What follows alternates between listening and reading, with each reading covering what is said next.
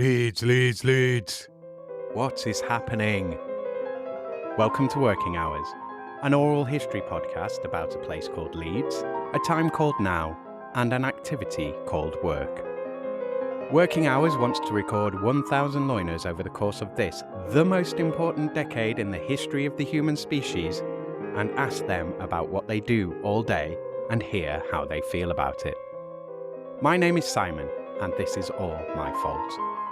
My mission here is to try to map out what my city, Leeds, a city that has declared a climate emergency, did during humanity's biggest emergency. On Working Hours, we hear how loiners have, are, and will be coping with our multiple and expanding crises during their day-to-day working hours. Can we turn things around? We'll find out. To tell this story, I need loiners like you, dear listener. I need people in Leeds or people from Leeds to come on this podcast and just tell me what they do all day and let me record how this affects us. Thank you for listening. What did you want to be when you grew up? I think, to be honest with you, I've always been interested in music and sound. Like, I mean, as far back as I can remember. So yeah, I always wanted to be. I mean, I don't think there was anything specific. I probably wanted to be on top of the pops at one stage. But yeah, I've always, wanted to be involved in music and sound in some way, which I kind of achieved, I guess, to some extent. But yeah, even when I was circling things in the Argos catalogue as a child, it was usually a microphone or a keyboard. Like a proper one rather than starting with the plasticky Fisher-Pricey ones. You were straight to the real thing. Oh yeah, it was like looking at the synthesizer section, yeah. You're listening to Series 5, Episode 8, and to my guest, Luke Pearce. This is another Zoom interview recorded on the 8th of January, 2024. Luke Pearce has been helping with running his family's business, Abi Doors, for the last 10 or so years, and since the lockdown, he's assumed the position of acting director. To do this, Luke left behind a life of sound engineering for shows and television. Down south. Abi Doors is the North's leading supplier of garage doors, and awnings. With over 40 years of experience, Abi Doors has established itself as a trusted leader in the supply and installation of high-quality garage doors, and awnings, taking pride in offering exceptional products and service to homeowners, ensuring satisfaction and peace of mind. Abi Doors understands that your home is your sanctuary and believes that every detail matters. That's why they specialise in providing top-notch solutions for all your door and awning needs. Whether you're looking to enhance the functionality, security or aesthetic appeal of your property, Abi Doors' team of experts is there to guide you through the entire process. Right, let's do this. Episode 118 of Working Hours with Luke Pearce. We'll jump straight into what are you doing now then? So I'm currently acting director of ABI Garage Doors Limited, which is a family business, which my mum and dad set up. But somehow I seem to have fallen in through a series of misguided loyalty and bad choices to running it for the last 10 years probably, in one way or another. I mean, my mum and dad were much more involved than originally. It's only been the last probably since the pandemic, just before the pandemic, where I've really sort of had to deal with most of it on my own. I mean, they are still involved, but not nowhere near to the same extent. So did they set the business up originally? Yeah, my dad set the business up originally in 1989, I think. And then he ran it for a long time. But it's very different now. I mean, the world's a very different place now. So back in the day, garage doors were quite a niche area. Well, they still are quite a niche area, but there wasn't very many people doing it. And your main source of advertising was the Yellow Pages. So, you put your ads in the Yellow Pages and he did very well. He was good at it. He's always, the brand has always been, we do, an honest day's work for a fair price. And I think that's kind of been the personality of the business since its inception. But yeah, back in the day, there was no internet, there was no real other avenues of marketing for a lot of businesses. It was mainly, through Thomson Local Directory and the Yellow Pages Mm, and word of mouth. And, I mean, the Yellow Pages man was like a don. He was a legend. When the Yellow Pages man came in, it was like, whoa, he's here. And they commanded, well, quite a lot of money, and they were quite important people, the Yellow Pages men. mm, But I mean, that was it. There was no real other way of advertising your wares, whether you were in insurance, um, plumbers, builders, mm. certainly trades, construction trades. It Yeah, was, the odd print magazine, like a specialist magazine or something. But yeah. yeah, But yeah, Yellow Pages was like a big thing. So he did that, and he did very well. And then the financial crisis happened in 2009 or around 2009, and I think that was a bit of a turning point because he was that was when a lot of businesses fell by the wayside, mm, and that was when the people that weren't pretty tech savvy and marketing savvy and that's where yeah, that it got difficult for him around then, which is when I ended up getting involved. I got involved around 2011. hmm But I think at that point, I think, my mum had come to me and said, "Oh, could you help us find where we can buy a ribbon for the typewriter? Because we can't find any." I mm. was like, "Yeah, well, it's 2011, mum. What are you talking about?" They don't make it anymore. Yeah, they literally don't make them anymore. Uh, Uh, I was like, "Where's your computer?" She's like, "Yeah, what's this computer word you speak of?" Um, So I was like, "Yeah, I think you need a computer." So that, and I kind of ended up putting a computer in and building a basic database for them. And at that point, they were still using duplicates, so they were typing things on duplicate sheets. So they had an mm, invoice to give to the customer and one to put in their file. So I set up a dot matrix printer because that's impact printing, so it'll still print through. Because they still had like thousands of duplicate sheets in boxes mm, stacked up. And I was like, "Well, you might as well try and keep using them." So I set up a dot matrix printer for them originally. But yeah, and so I kind of, you just get pulled in. yeah, you But need yeah, I to think, pick something else and show them something else, and yeah, basically you they don't just know get, how to use it, so you have to. and then they'd paid Yellow Pages at one point. We're doing websites, and they'd Mm, paid Yellow Pages to do this basic website, which was very expensive and not very good. Which I think was kind of, a lot of companies were around, jumping on that bandwagon then. mm, So I was like, "Look, what, you can't. That's not a website. You can't do that." mm. So we started, built a basic website, and then we kind of went from there. Yeah, the music stuff. Just at that point, I was running my own business, which was building, well, mainly computer systems for audio and video production. Mm, And so it was sort of specifying and building specialist computer systems. Um, and I was also writing some music for television and doing various music projects as well.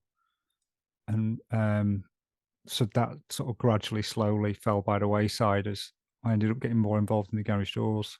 mm, And then I had my daughter, which means, you need a regular income.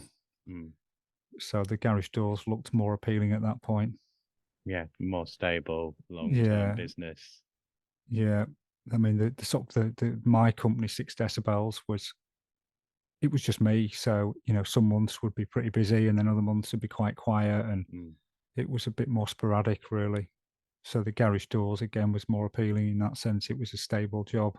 mm, Um, so yeah, as John Lennon said, life is what happens while you're making other plans. mm. Yeah, very much so. So you did pursue the music and the sound side up to there. Like, had you been doing that the whole time, or was that? Yeah, yeah. So I originally worked for Carlsborough Music in Leeds, which was a music shop, um, which eventually changed into Academy of Sound, which kind of sold guitars, recording equipment, PA systems, which was I really loved actually. There was a manager, Johnny Green, good guy. Jason, the guitar guy. I mean, it's crazy. It was a crazy experience.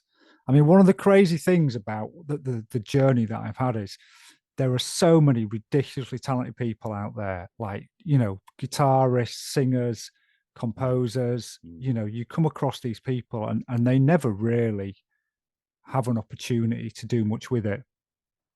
I've met a lot of talented people, and a lot of them just, you know, end up getting jobs doing normal things because you can't make a living out of it half the time. Or they end up having a family, and you know, you can't make you can make more money doing other things. So yeah, there was some incredible people I came across at that time. And it was kind of like I got to know a lot of the kind of musicians and the music industry around Leeds. And I was heavily involved in UK hip hop. And there's actually a exhibition on at Leeds Museum at the moment, hip hop museum exhibition. And a lot of the guys I knew and some of the people I worked with are all their stuff's up there at the moment. Paul, Ed Mead, and Thomas, Brain Tax. But yeah, you get to kind of know the community, the music community in your area through working in the music shop as well. It was like a central hub almost for, you know, you got to know a lot of people. So it was really interesting. Yeah, I enjoyed that. And then I left there, went to work for Sound Control, which was a competitor of theirs, in Sheffield for a while.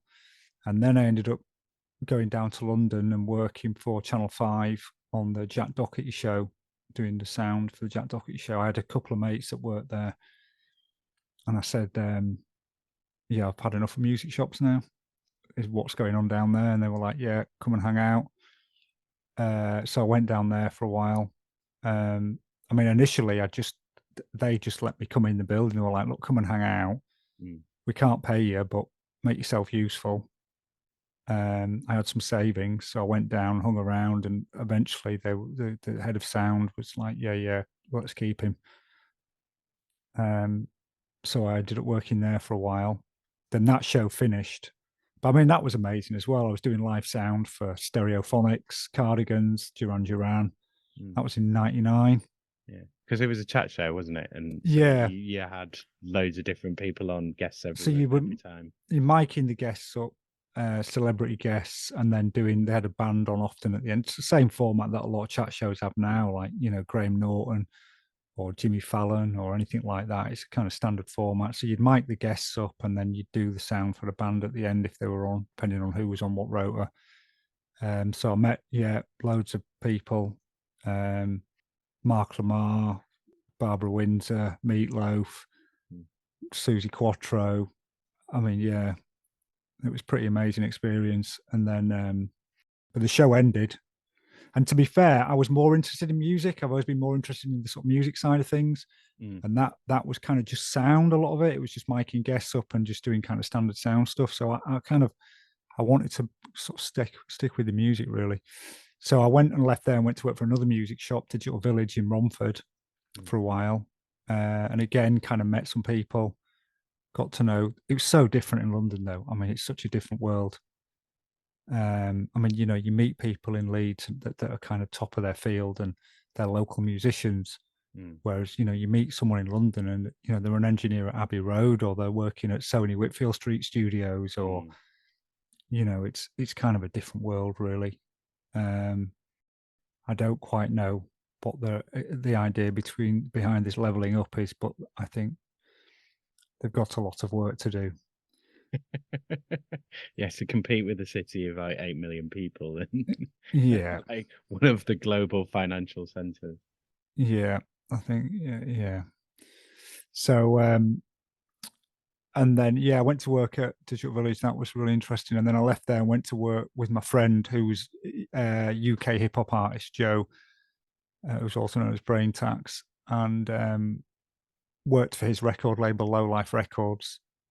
And he also ran Express Pressing, was it? Express Vinyl. So he was also pressing vinyl through his record label. So I went to work with Joe for a while, doing some stuff for Low Life Records and the vinyl manufacturing side and CD manufacturing. And then ended up coming back to Leeds because I was running out of money in London. For well, there was a few reasons, but I ended up coming back to Leeds. And that's when I set up 6 Decibels, which I kind of got back in touch with some of the old networking leads, and started sort of kind of doing this specification of computer systems. But it was, I mean, the whole thing was, what happened was there was a revolution in technology. I mean, there's a few documentaries that go over it in detail very well. But yeah, there was kind of a revolution in terms of that. Back in the day, if you wanted to record something of any quality, you had to spend thousands of pounds. You had to go into a studio. Whereas with the advent of the home computer, suddenly, you could create high quality, releasable music in your bedroom. So I kind of was part of that revolution. It was incredible. The birth of house music and hip hop. I was kind of involved in like selling a lot of this equipment to the kind of the home users and and seeing these, a lot of people have success without having to spend hundreds of thousands of pounds, and seeing the technology develop. So yeah, and so that was kind of part of what I did with 6 Decibels. It was, specifying a lot of this kind of keeping abreast of this revolution of technology. You'd have been working through, I guess you would have been in music shops as the sort of sales of guitars fell to the sales of decks and mixers, I guess. Yeah. It kind of went up and down. There was phases. Like you had the rise of Britpop and Blur and Oasis. I think at that point we had a sign on the wall saying "No Wonderwall," because everyone just used to come and play Wonderwall on the guitars. And then so you had the rise of house music and kind of making this electronic dance music, and then that kind of died down. You had Britpop, and then DJing kind of took off, and then you had the advent of sort of digital DJing with things like the Pioneer DJ, whatever they're called, Pioneer DJ decks, and there was kind of various sort of rises and falls of different sort of parts of the technology. CDJs, that's what they're called, Pioneer CDJ decks. So yeah, but yeah, I mean, definitely the original sort of birth of the sampler and the sort of sequencer, and it just went crazy. The Akai samplers, and then and that kind of died down to a certain extent, and then you had the sort of rise of Britpop, and then that kind of died down a bit, and you had some more sort of electronica came back, and you had trip hop. So yeah, it was pretty crazy ride, to be honest with you. And then came back to Leeds, carried on with 6 Decibels, and then was writing. And then I also started getting involved with some stuff for Granada Media and Yorkshire TV. So I was writing some music that they were using, which I thought at that point I'd hit the big time. I was like, this is it. Like I'm going to be famous, or not necessarily famous, but I'm going to make money out of writing music and I being mean, if you could involved get in sound. something on a regular TV show or something, residuals from it. No, but it doesn't really. I mean, I think there's not as much money in it as people think. Certainly not now. I think it's a different world now for kind of creative arts and musicians. It's interesting because it's much more. There's loads more ways of being able to get your stuff out there, whether that's visual, YouTube, or video platforms, whether that's music with SoundCloud or whatever format it may be. But it's also a lot harder to get recognition, and it's also a lot harder to get money. So I think it's a bit of a strange place. So I wasn't getting. I thought I was going to do all right at that, but also it was a little bit soul destroying at times because it wasn't. You were just writing music for the sake of what they, whatever they wanted. It wasn't really something I wanted to write. Yeah. Yeah. Um, Very little creative input. It's very kind of yeah, the numbers. and Something that you just get off a database now. It'd be like yeah, royalty-free music, please. Yeah. yeah. So I kind of that fizzled out after a while, and then the garage doors kind of took over really. Mm. Sort of between 2011 and now, it kind of just the garage doors sort of took over. I mean, I still got a lot of equipment. I still do music. I still keep my eye on the technology and read everything, and Mm. I still build computers, but not like I did before. I'll do one more question before I move back to the doors, just on the sound stuff. So, Yeah. is your way in? Did you do any sound training, or was it purely through the music? So I mean, I've always been interested in it. I've always had equipment that I'd purchased myself, but then I studied in Newcastle for a year. I did what was basically a foundation course at Newcastle College of Arts and Technology for a year in sound engineering, maybe. I can't remember what it was called, some sort of BTEC foundation thing. And then I went to a private, well, it wasn't private, it was like a recording studio in Manchester that offered these diplomas, but it wasn't like a BTEC or a nationally recognized thing. It was just they kind of ran these courses there. Was it SAE? No, because that is quite a big one, the SAE. They have a Yeah, few different local, they've got one in London, haven't they? yeah, yeah. Yeah, no, this was the Manchester School of Sound Recording. It was Spirit Studio. Probably, I'd be surprised if they still exist, to be honest with you. It was Spirit Studios, I think they're called in Manchester. Mm, And they just ran these courses on a Wednesday. And then if you paid so much money a week, you got access to studio time and you'd get these lectures. mhm, So I just used to get the train over from Leeds, do the lecture, and then do the sort of studio time. And I did that. I was that 12 months. I think that was like a 12-month, but it wasn't like term time. It just was constant throughout the year. mhm, But that was really interesting as well. I mean, Newcastle, I found, I mean, I was 17 when I did that. I found that quite hard, to be honest with you. I'd like moved away from home to live in Newcastle for a year. I can't remember how I funded that. I think I got a grant or something to do that. And then Manchester, I was just in Leeds and I kind of, you paid your 30 quid a week and did a lecture and then got some studio time. mm. I think it was just a way of the studio trying to make a bit of extra cash. But I've met loads of really interesting people on that. That was good. I've not kept in touch with any of them, but that was cool. We had people like Candy Flip. There was a few people hanging around the studio. I think 808 State were around at some point. Candy Flip came in, Mm, and the guys that were, and there was, what was there? There was a pirate station in Leeds. Was it Dream FM? And there was a few people involved with Dream FM on it as well. I think it was mm, Dream FM. So that was quite interesting. So I did that.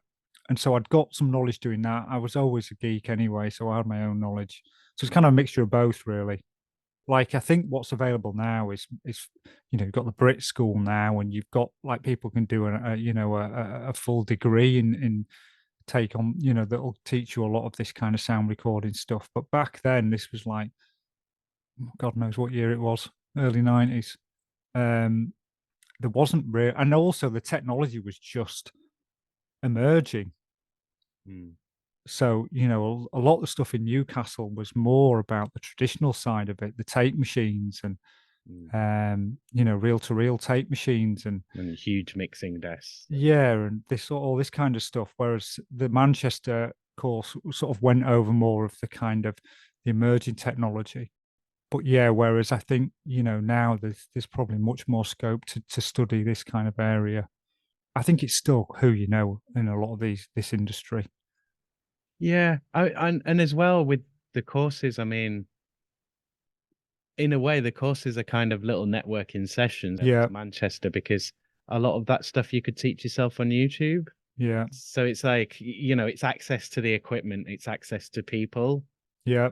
that you're really paying for in terms of the courses, unless you end up doing it all online, in which case.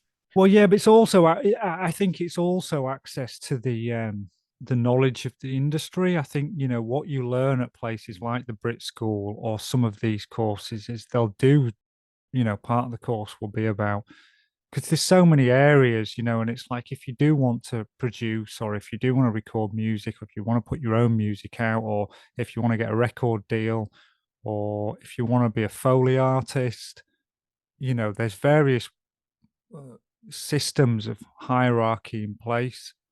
Mm. In terms of, you know, if you want to work with video, then there's, you know, there is institutions that you need to understand, and there's technologies you need to understand, and you know, you might want to, I mean, there's so many areas you might want to do voiceover, um, you know, so it's also understanding how the industry works, Mm.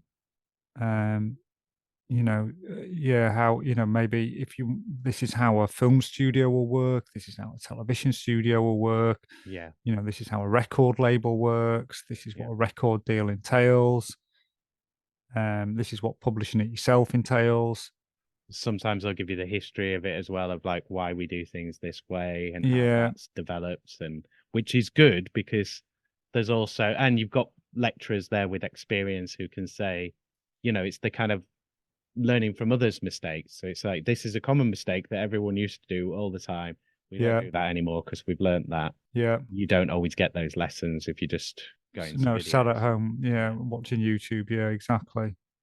Yeah, there's a lot that you can learn, but I suspect, I don't. I mean, I don't have any evidence, but I suspect that some of these courses and degrees you can do now will have, you know, a module in the industry in some way, and you know, I suspect whether that, I still think that, you know, it'd be quite hard to leave there and go into work necessarily. Yeah, it's not like if you're an accountant, or if you do a, I don't know, a degree in law, or I don't know, I'm sure, or medicine, you know, where there's this kind of route to employment. Mm. I think with, you know, certainly with media, it's not that straightforward. Mm. There's not a direct route. It's not like if you get this qualification, there'll be people looking for you. Yeah. Well, I remember in the 90s, like in the 90s, sort of your advice for going into creative industries was writing to people, turning up on their doorstep, and you know, like at places of Yeah, filmmakers or music studios or whatever, and trying to, you know, trying to get a meeting with someone and just get a foot in the door, and then maybe get some time there, and then get familiar, and then you start to build up from yeah, there, like the being a runner and doing the tea kind of thing and working your way up. yeah. I mean, there's still a lot of free internships and things like that that happen. Mm. You But know, they depend more on someone being able to pay for you to not work. Whereas, basically. yeah, whereas the other ones were more kind of things you could do short term to kind of establish yourself before you Yeah, got paid. Yeah, yeah, yeah, I think it probably takes longer to get paid now, unless you just hit lucky early on.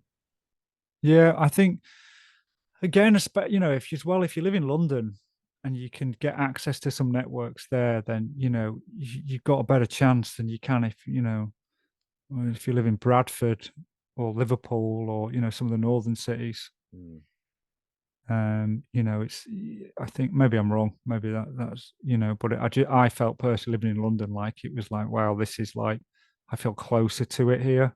yeah, you do, and you fall over people, like you say. You know, you're just meeting people, and they're connected to people all over the Yeah, world, and yeah. But to a degree, you can kind of do that online if you know how to navigate that space. yeah. There's more scope now for sure, but it's the monetization of it. If you want to earn a living out of something, then it's not that straightforward. There's so much. There's loads of great stuff Mm, on the internet, and available now. But you know, I suspect a lot of these people are not making a great deal of money out of it. mm. Not, you know, not, it's not even a great deal of money. It's a stable amount of money. It's a way of having a A regular living. amount of money. Yeah. Okay. So we're going to talk doors for a bit. Yeah, So, oh, well, I'll go straight into questions, shall I? And then we can kind of discuss because the areas that we cover. So if I start us off with COVID, going into COVID, and then through yeah, that period and out. So generally with this question, I ask people to think about that time going into lockdown and whether for some people it was busier than ever because you've got so much to organize and calling clients and so on, or they're calling you. Other people it just dropped off a cliff. So was it busier, quieter? What was that period like going into lockdown? And then as we come out the other side, is there anything that has permanently changed for you work-wise due to the lockdown? I mean, initially, when the lockdown was first announced, I mean, it never really got quiet for us. There was kind of a period of about 2 weeks where I think the whole world were just thinking like, wait, what? They were just buying toilet paper. Yeah. It's like, yeah, what? Um, so there was that kind of period of a week or so where it sort of went eerily quiet. Mm, And then it was just madness. It was just utter madness. So we were inundated because everyone was stuck at home. mm, I mean, the construction industry generally was just off the scale. mm, I think there were a number of industries that went off the scale. I think there were some people that made a lot of money out of the pandemic. mm. So yeah, we were off the scale. It just we couldn't cope. And we were, I think there was a letter we received from the Door and Hardware Federation. This is my recollection of it anyway. If I'm wrong, I apologize to everybody that's listening. But I remember us getting a letter from the DHF, which is our industry body, saying they'd had a letter from the government saying as part of the national effort, we were expected to continue working because as part of construction and allied trades, there were certain industries that were expected to continue. Whether we were classed as, what was the word everyone used?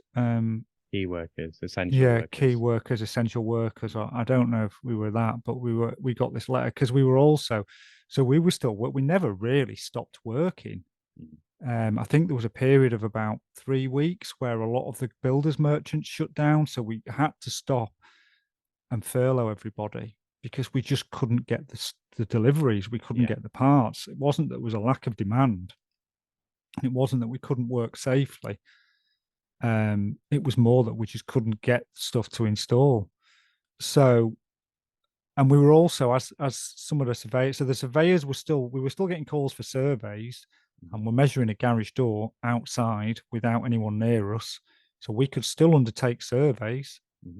Um, and the surveyors, there was a couple of incidents where I think people were not very nice to the surveyors, saying you shouldn't be out of your house. So we had this letter to present to people and the police, I'm guessing, which we never needed to do, to say, look, we are expected to continue working. We've got this letter from the DHF. And then we slowly brought, so we were still doing surveys, we were still taking calls, we were still in the office. And then as the sort of builders merchants and the garage door manufacturers slowly opened up, we started bringing the guys back off furlough, the installers. But it was just craziness. It was so busy. I mean, the phone just wouldn't stop ringing. The emails wouldn't stop coming through. We were getting complaints, people saying, I've been trying to ring you for a week just to buy a garage door, and getting very angry. It's like, you're not even a customer yet.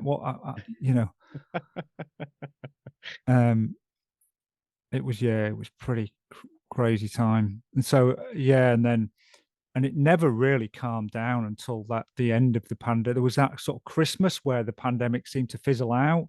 Was that The sort of 22? the long lockdown at the end, like beginning 22. Well, yeah, it was 22. When after that, it kind of just stopped almost overnight, and then Liz Truss knacked everything, and it never recovered from that. So that's the kind of like the sort of the ride of the pandemic, really, in terms of how busy and how it's been for us as a business. But yeah, we going into the pandemic. It was we it was just great. I mean, we were trying to put all the policies in place, understand what we needed to do to keep people safe, to keep customers safe, and also how to modify our business. There was Deal with sickness, because you have yeah, to have a whole new approach to dealing with sickness if anyone is off ill. So it's yeah, like, how long do you wait till they come back? And yeah. That was it was just craziness. I mean, this is it. It was like yeah, can they come back now? It's been 10 days. They're still testing. I mean, that was even after the test. Before the test, it was Yeah, just like, yeah, is it COVID? What do you do? yeah. Can anyone work? Will we all get Yeah, it now? So and so sneezed yesterday. Like, yeah, yeah. It was very hard. yeah, I mean, I think people have had different experience. I know I've spoken. It's funny because you speak to some people and they say it was really hard. I was literally sat on my own at home yeah, for months, yeah. like banging my head against a wall. I mean, not literally, but Sometimes. well, possibly, yeah, yeah. And like that just wasn't our experience or my experience at all. I had a daughter. We were going out for our bike ride or our walk once a day. I was still doing work from home a lot of the time. I was still coming into the office. Um, so it certainly wasn't like sat on my own at home on my own at home. The biggest change for you would be the roads are a bit quieter. I mean, it's not like your office is quieter or your work's quieter. Anything No, is you mean busy. in terms of post pandemic, after the Well, I mean, pandemic? during the pandemic, I mean, if you noticed anything at all, because you're in work every day, it's this, I Oh suppose, yeah, just, the roads were brilliant. Even mm, just going on bike rides with my daughter, I was like, but this is amazing. mm, Yeah, that was made things a lot easier for sure. But I think also people were a bit more understanding. I found that generally customers and people were kinder. mm, There was a kindness. Or maybe understand. It's like, look, the door's been delayed because the manufacturers can't cope. So mm, the lead time's been extended to, I mean, some of the lead times went up to 42 weeks, which is nearly a year. mm. It's like if you want that door, you're going to be waiting 42 weeks. Wow. I mean, that was only the odd one, but so it'd gone from like 4 to 6 week lead times to 8 to 12, then Mm, 12 to 20, and people were like, okay, I understand. Whereas that fizzled out pretty quickly, to be fair. Like if mm. we say that to them now, they will not be very happy. Yeah, because it's coming out of that emergency mindset, isn't it? It's like, Yeah. oh, well, we're all back to normal now. I demand it now, now. Yeah, that's it. Yeah, it's back to that now. Yeah, that didn't last long. Mm, It's like, if someone's expecting a door in 8 weeks and you say, yeah, there's going to be another 4 weeks on that now. I mean, yeah, they're not happy, which, people try and plan their lives around things. I understand that. and I mean, it's not the kind of, it's not a small job, is it? It's not the kind of, I mean, it's the kind of thing I guess you can do within a day, Yeah. possibly within a few hours, but it is a piece of construction that has to happen. Yeah. There will be noise, there will be rubble, there will be people Yeah. there moving things. And also, if, sometimes people can't get into the garage to get to the freezer, Yeah. or it's, elderly people and they're struggling, or, they can't get their old door open, or they've got a new car that doesn't fit. So there are various things that can affect it, but yeah, I certainly think there was this a kindness during the pandemic. Mm. People, there was more of that kind of solidarity, and Yeah. And a bit more sympathy and understanding of like, well, yeah, everybody's working, everybody's just doing what they can, sort of thing. yeah, Yeah. I mean, with the doors, I'm guessing there are certain sort of there are certain sizes that are kind of generic that you can buy certain door sizes and styles, but other ones will have to be more bespoke, or are they always do they always have to be specifically fitted? no, I mean, there's no real. I mean, because in this country, there's no real up until very recently, even on garage doors, probably not even then. There's no real standardization of openings. Hmm. So you've got some houses in this country. This is not a recent country. In certain places in the world, construction's more recent. America, for instance, it's like they've not really been constructing houses and like we have been, in 1300s or whatever. Yeah, for centuries and centuries. Yeah. Yeah. So there's not really much standardization in openings. Um, so you do get standard sized doors. Often it's a case of making them work. So you might say, well, we can fit it like this, but we'll have to use some timber, or we'll have to foam fill the gaps at each side. Otherwise, or you go to the next size up and a little bit's going to be hidden behind your opening, or there's various ways of making things work, or we'll fit it in between the opening rather than behind the opening. I'd use add-on pieces to pack out the sides, or there's various ways of making it work. And then there are bespoke options, so you can have a made-to-measure door, but you will often pay a little bit more for that. Yeah. So it's like we can either make a standard size door work, or it's a bespoke size door. Certain doors like roller doors are all made to measure anyway, so it's kind of a moot point with them. But certainly sectionals, up and overs, front doors have standard sizes, like sort of entrance doors, but mostly they're made to size anyway. The standard sizes are neither here nor there. There's no difference in cost really. So yeah, but it's certainly a skill in itself, working out how they fit because of the nature of construction. It's not too bad now. A lot of the new sites now, and there's building regulations, things will be built to certain sizes and specs. But even then, there's a trend towards larger openings certainly for front doors now, because of ease of access for wheelchairs and things like that. There's more thought that goes into that side of the world now. But back in the day, some doors are tiny. Certainly, the further you go back, the smaller things seem to be. Yeah.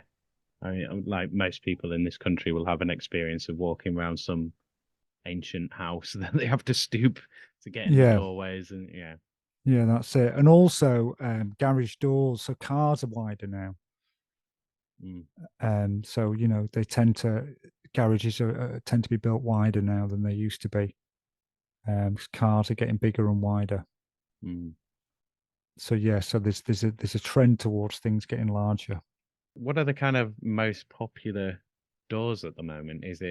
Do people still, I mean, is it based on how much you've got to spend? Would most people go for a more automatic door, or are most people happy with just a big solid door that you lift up? Or... No, I think roller doors have gone crazy.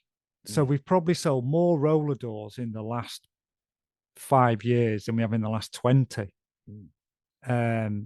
So there's definitely a trend towards roller doors.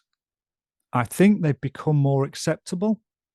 Are So they better quality, like quieter, like faster doors, I'm guessing, than they used to no, be? well, it's just not necessarily. I mean, they're similar now to how they have been for a long time, but I think they were seen as quite an industrial looking product. The roller shutter door, they were seen as, people didn't like the look of them, whereas they just seem to be more acceptable now. I think people have they don't see them as such as an industrial looking door now. And also they're automatic. The cost of them has come down quite a lot, so they're not as expensive as they once were. And so they're definitely, roller door sales we've seen pick up massively. I mean, I don't know how much is I can say publicly. I mean, I guess I'm not naming names, but there is a big difference in quality of roller door. So you can have what looks like the same insulated roller door. One might be £900 fitted, one might be nearer £2,000 fitted.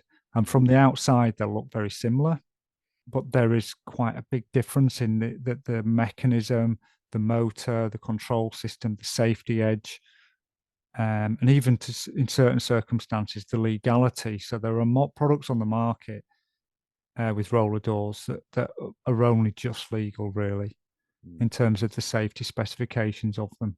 So yeah, there's definitely some very cheap roller doors available now, and it's an automatic roller door.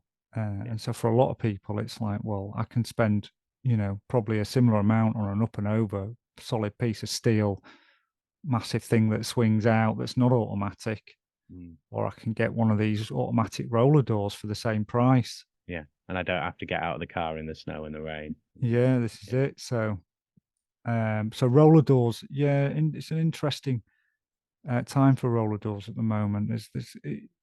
And there are some companies that have sprung up that's all they do.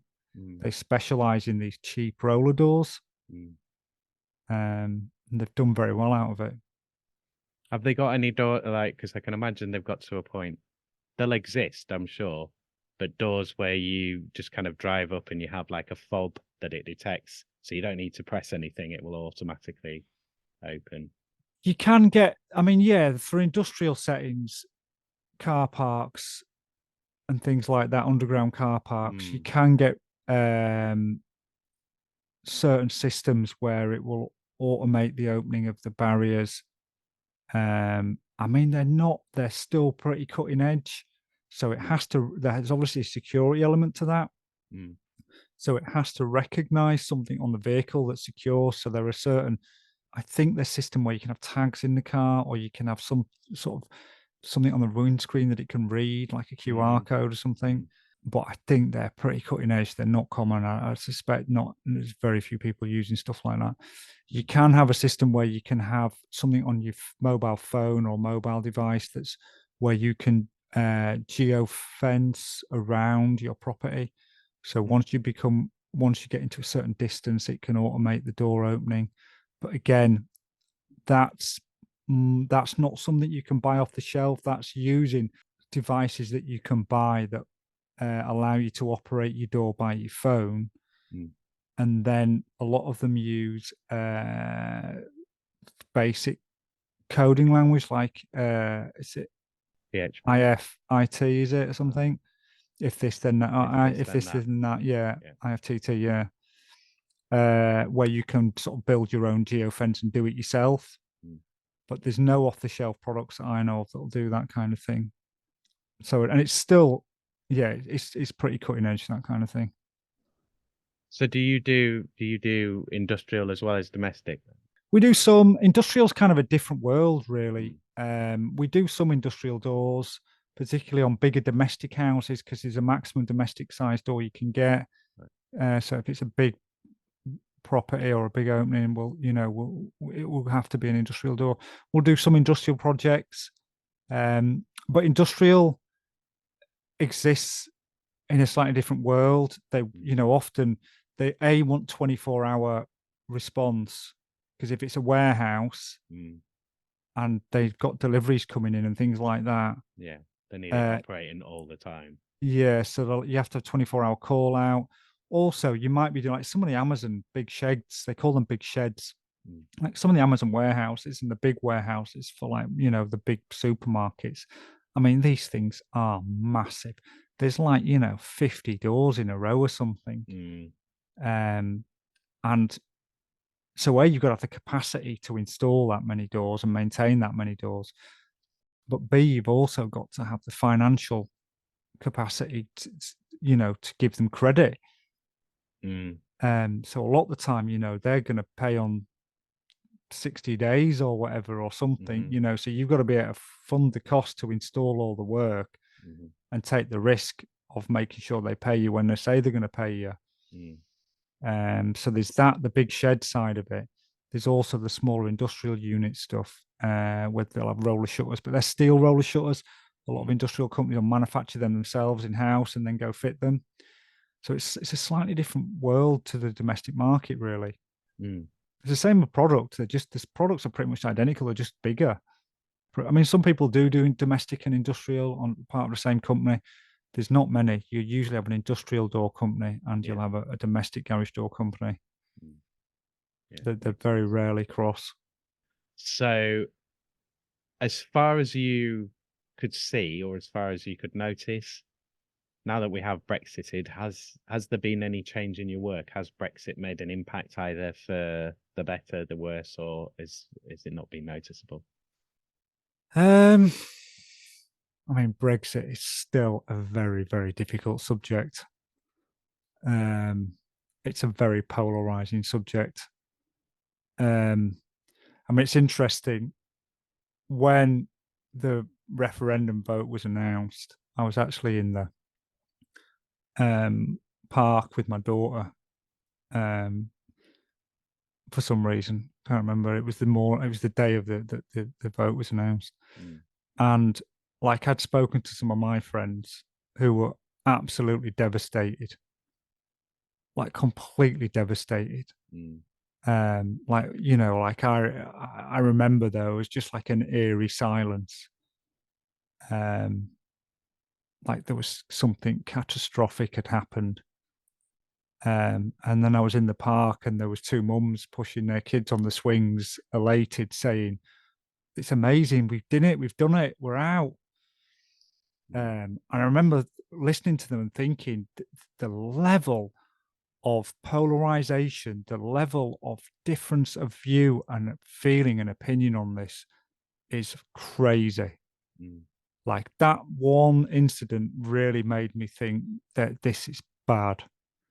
Like not that the leave vote was won, but just I was like, this is a society divided. And I mean, I understood it.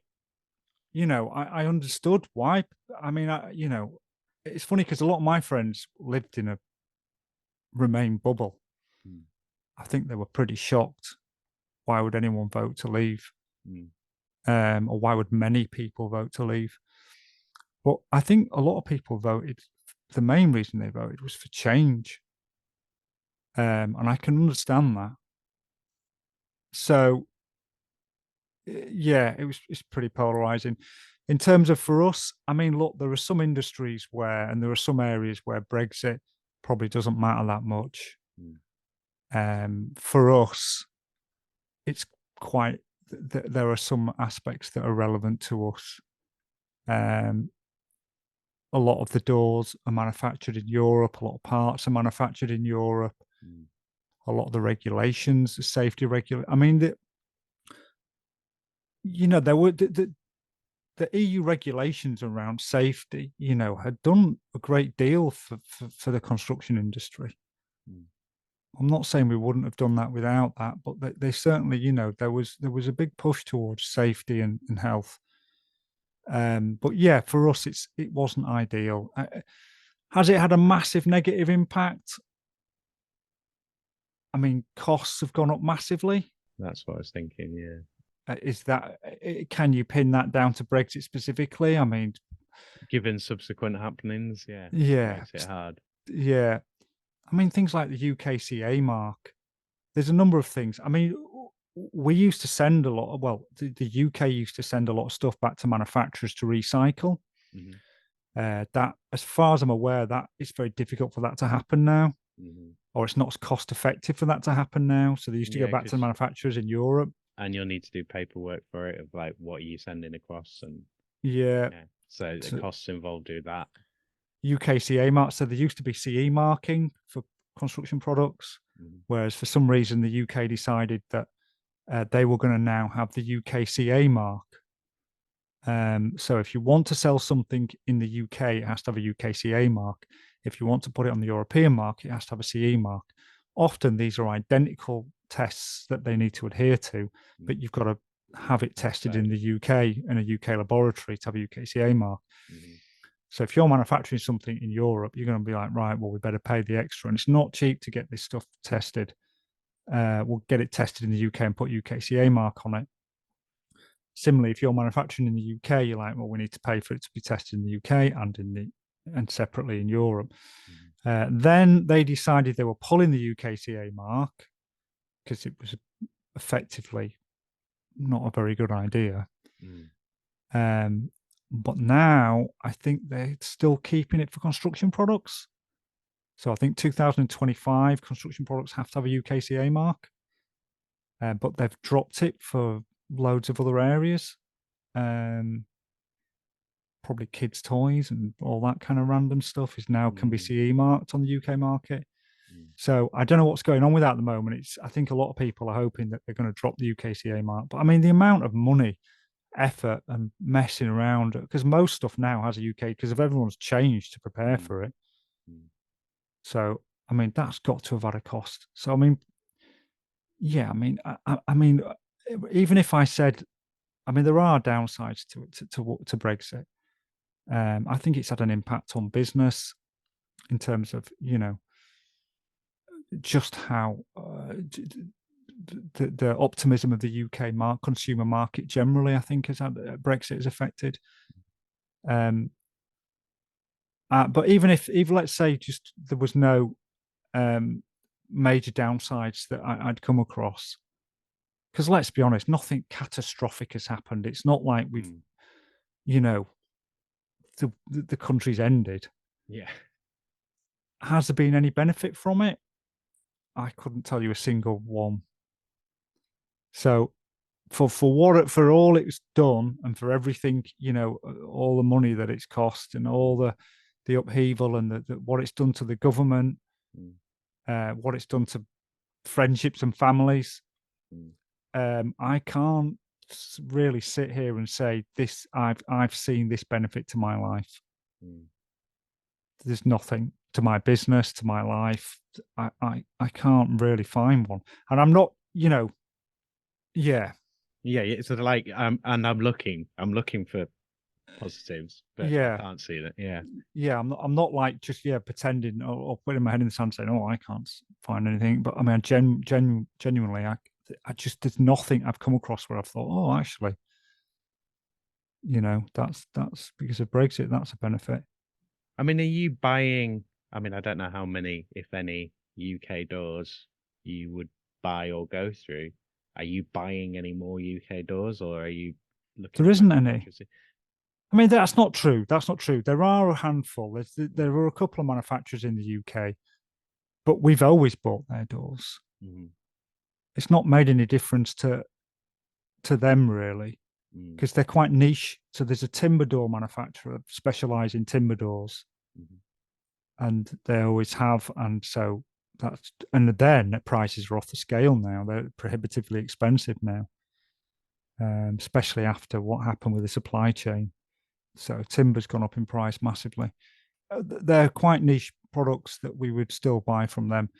But no, all the most of the stuff we buy is from Europe. I mean, Europe's our market. They're similar construction techniques. That they're similar, Mm. systems. It's like it's pointless saying, well, we can get a deal with America or we can get a deal with you know the Australia or something like that. It's like, but so no, I mean, I think, it didn't help us at all. I mean, our major manufacturer is based in Germany, um, and it's definitely made things more complicated for that. Mm. I think, from my position, I think it's increased costs to the consumer, to the public. I don't think, and I can't see any real benefit to it. Not for me personally or on my business. I can't find anything that's changed positively. Okay, so I will move on to we'll do climate change first, and then I'll do social media, and then we'll go into the two bit more positive questions. Leeds has declared a climate emergency, so I ask basically, well, I'm basically asking if climate change affects your work, but I'm asking it in the way of, is there anything you can do within your work in terms of mitigation, adaptation, or awareness raising? Is it something the business thinks about or can think about, or is that just you've got bigger concerns to worry about in terms of just getting business going and keeping going? Yeah, that's a problem, isn't it? I mean, yeah, definitely that, climate change and our community and our environment are something that are definitely on my radar, that are important to me. Um, so our main manufacturer, Horman, it's also something that's quite important to them. They kind of align with our ideals. They're a family business ultimately. Um, so yeah, we would prefer to work with partners and manufacturers that take that seriously for sure. We are aware of the impact of our vehicles, so we try to maintain our vehicles. We try to make sure they have modern engines. We try to look at how we operate them in terms of mileage. We try to limit our waste.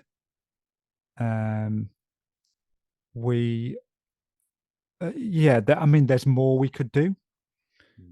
Mm. But right now, um, I think the priority has got to be keeping the business going. Mm. So right now, I mean, the cost of living crisis has definitely impacted us. As I said earlier, for whatever reason, once Liz Truss had her budget, we've just not seen anything recover properly from that. Mm. That seemed to be the trigger to push things really over the edge. Mm. The sales inquiries have dropped massively. The amount of money people have to spend seems to be a lot lower.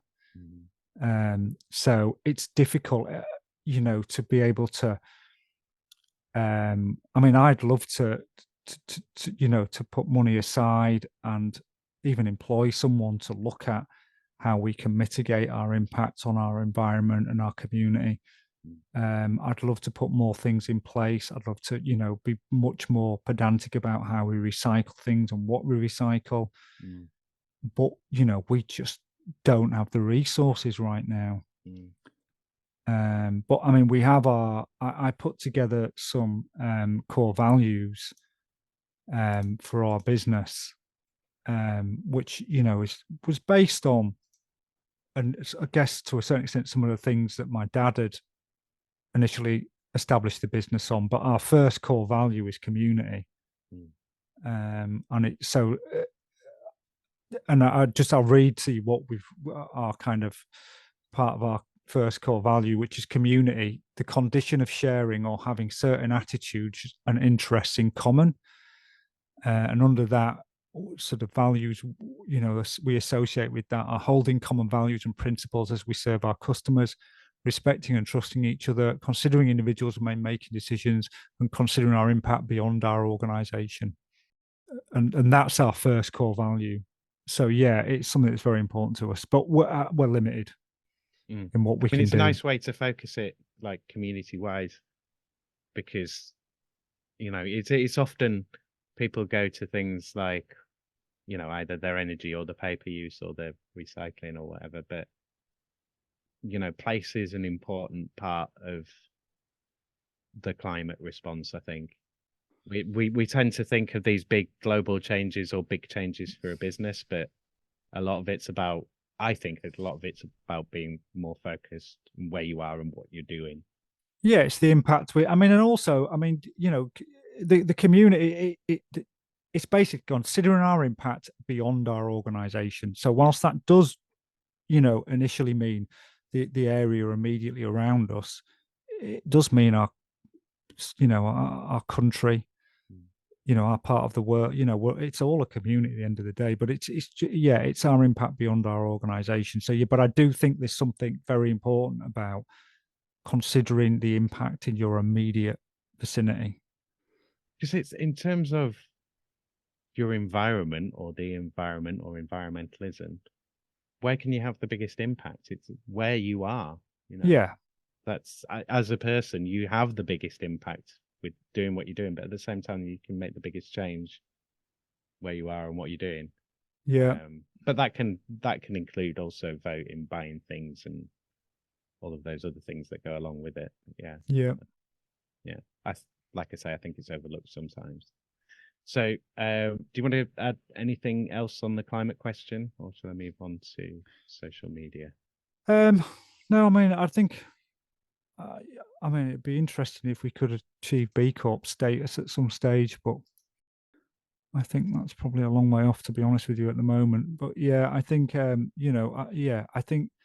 think it's important to have some systems of recognition as well for people that do consider that. We don't really, it's difficult. We can just put some stuff on our website at the moment, really. Homeowners are very big on climate change and their environmental impact, but that's their own personal mission. The construction industry generally, I think like PVC, which is everywhere. It's not a good chemical. PVC is not great. There are lots of things that are used in construction that I don't think are particularly good for the environment.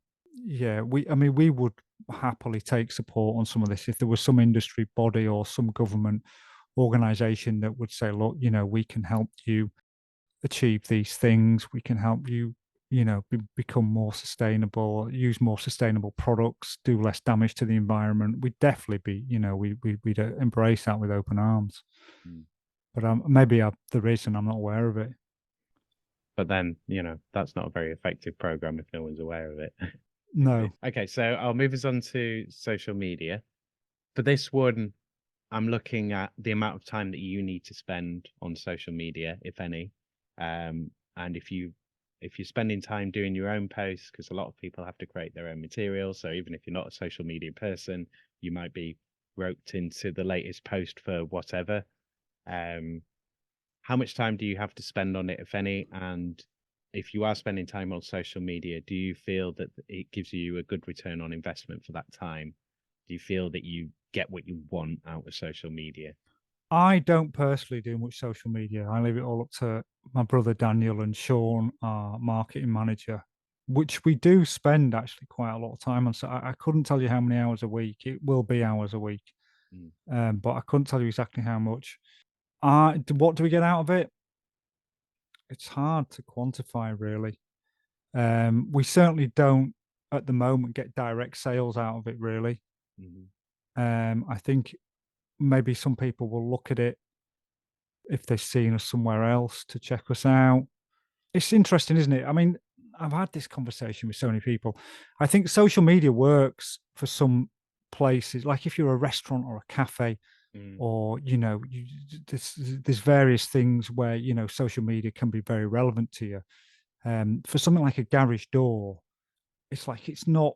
People aren't going to go, I need a new garage door. I'll look on. Well, maybe they would. They'd look on Facebook at local groups, mm, see if there's any recommendations or something like that. mm. Um, There'll be at least one or two garage door enthusiasts as well who are really keen on just garage doors, yeah, but it won't be a yeah. big audience, I don't imagine. No, and so we kind of concentrate our efforts on the places that, if you are looking for a new garage door, you're probably going to Google it. You Mm, might look in a local directory, local, the local community magazines that come through. mhm, And we do a lot of stuff on Facebook and Instagram. mm, Um, so we do, yeah, we do social media. I don't think we do. I think social media can work quite well if you're selling something that is quite aspirational or quite sexy, for want of a better term. yeah. So if someone's looking for high end stuff, Mm, that's what we're kind of looking at concentrating on next is kind of the high end, the sort of aspirational yeah. things that are, like, look nice and are very cool, and Yeah. sort of the high end garage doors, the high end front doors. The flashy, expensive stuff. Yeah, Mm, I think that's the kind of thing where people might see on social media, like, oh, that's nice. Whereas if someone's just looking for, the garage door's fallen down, mm, or it's broken, or it's they've got a new car and they can't get it through. mm. Fixing as well, I bet, like, because there's that with loads of social media content, there's that thing of like the satisfaction of something coming together, a bit like Yeah, the unboxing videos. So I bet if you did videos of like, here's a door that was broken that we fixed and have it clanking and then it works perfectly and the mechanism just satisfyingly starts working. I bet that'd yeah. do quite well. I think, yeah, there is some ideas for social media. I think part of the problem we have again is it it's time and effort to acquire your social media assets. Mm, So, you need the videos of people. I mean, yeah, that would be, the before and after, the installation stuff, happy customers. yeah, there's definitely a lot, or even just the photos of the jobs Yeah, completed. yeah. It's actually takes a lot of time and effort to, especially if you're a guy that works for yourself, Mm, or you're a small team, if you run a little cafe, it's probably a bit easier. You can take the pictures yourself, you can post them yourself, you can take pictures of your latest dish, or something like that. But when we've got four teams at the moment of engineers that are out fitting, and then we've got the guys in the office, and it actually takes quite a lot to organize, mm, all the kind of assets you need to do social media well. mm, Which, yeah, so we're kind of struggling a bit with that at the moment. mm. It's Um, also building it in, isn't it? So it's it's an always thought rather than an afterthought, yeah, but it that needs it's to be kind of part like of the built into process. every job. Yeah, Yeah. yeah.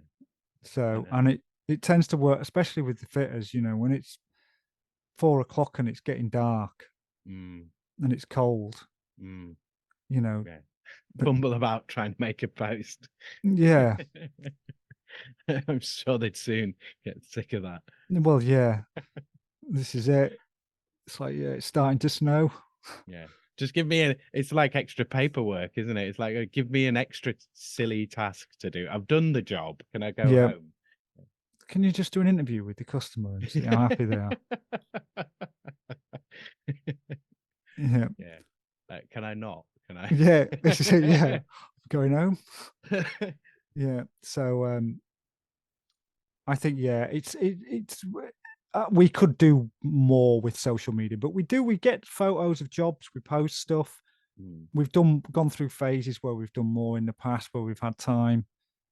I mean, you must get ones as well where people have done a post of like they're happy with their door and hopefully they hashtag you and you can just retweet it or whatever. Or, Look, most not really. I mean, they'll put images on a review for us if we ask them to review us. yeah. Like we ask people to review us, so they'll put an image on there. But like, I don't know. I mean, no one's bothered. It's a garage door, you know. It's like, I mean, even the front doors, they don't. You know, you'd think some of the people with the front doors would be like, check out new front door, ABI just fitted it, but Mm. no one's that bothered really. Mm. We've not really had much interaction on social media, to be honest with you. Mm. I think we could do.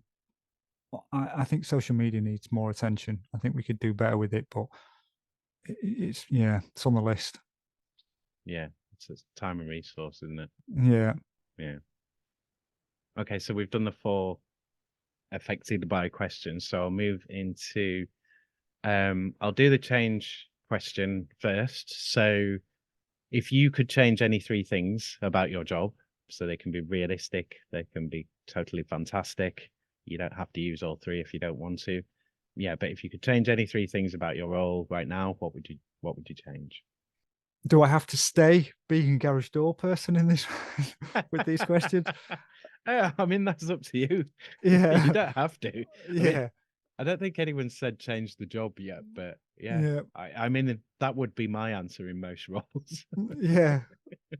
Um I mean there are I realize I'm very privileged, you know, when you look at the news and what's going on. I mean, the world is on fire right now. Hmm. I Uh, mean, I there's also something that's kept you there beyond, family and reliable income. Yeah, I Like, mean, I'm my own, you know, to a certain extent, I'm my own boss. I've got no one else telling me what to do. Certainly now my dad's older and he mm, can't. Um, so, you know, there are advantages and I can be flexible. It's allowed me to be flexible to pick my daughter up from school. I can pick her up at 3 mm, from school and then work a bit later when she's in bed. mm, Um, you know, I can catch up on weekends and, you know, take time off during the week if I need to. mm, I can be pretty flexible. Also, there is a lot of, you know, I like solving problems. I like, you know, creating something and seeing it evolve. And, you know, there is something, you know, really interesting about that. mm, You know, having these marketing plans and then putting them into place and then analyzing them and seeing how well they've worked. There are aspects to it that are very good. It'd be nice to have some help. I think, yeah, I'm on my own quite a lot.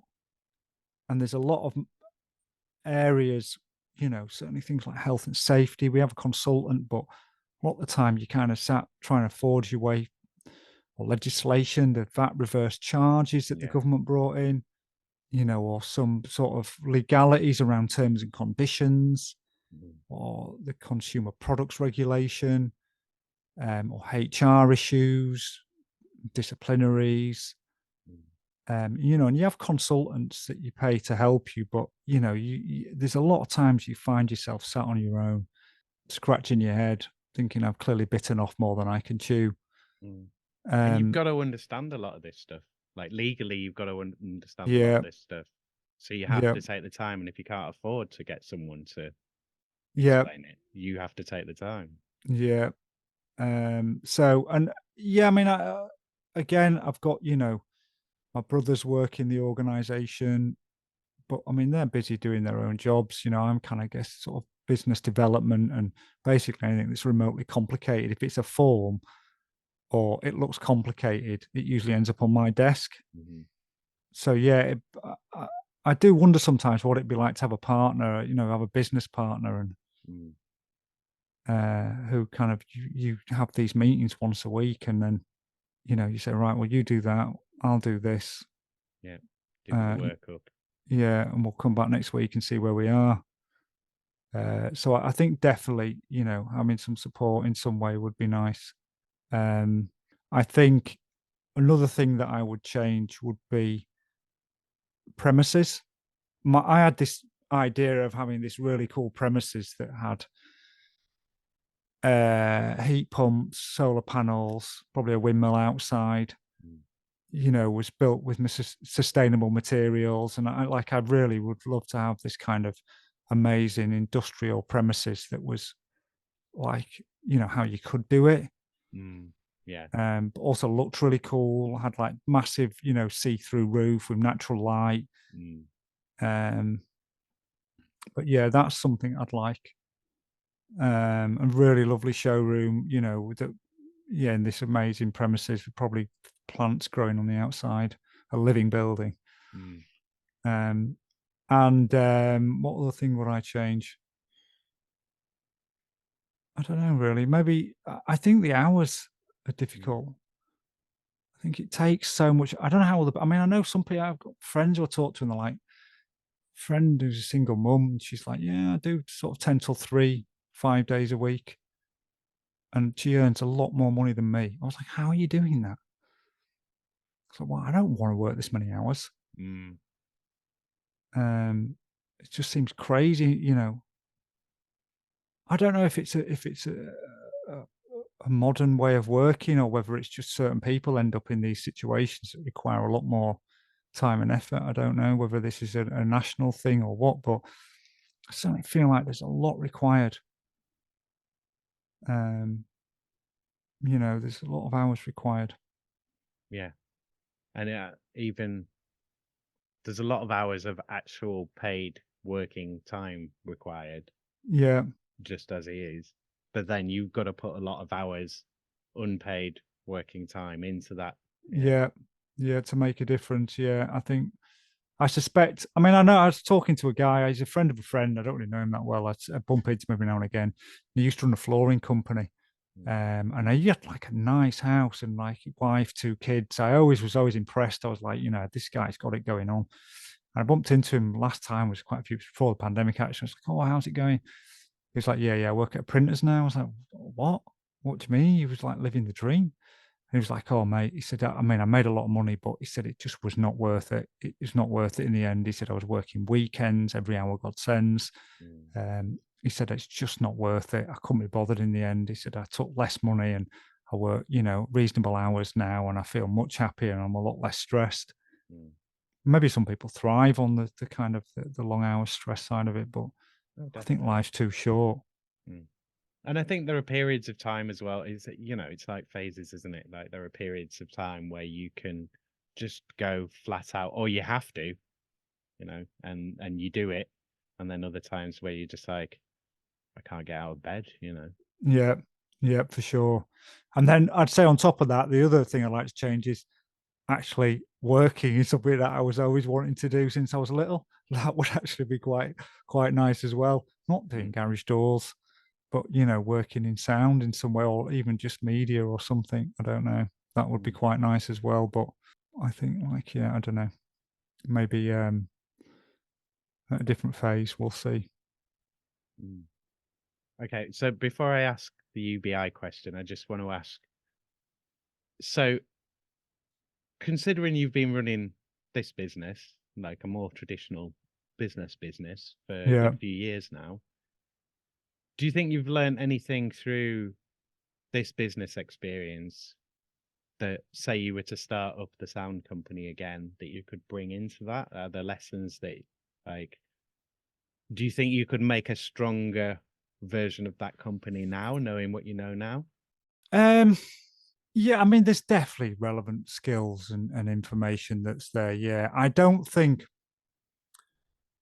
Yeah, I don't know. I don't know. The world's evolved since then. There used to be I mean, all the music shops have gone. Mm. Everything's online now. Mm. There's very few. There used to be chains. There was Sound Control. There was Digital Village. There was Academy of Sound. Mm. There was Turnkey in London.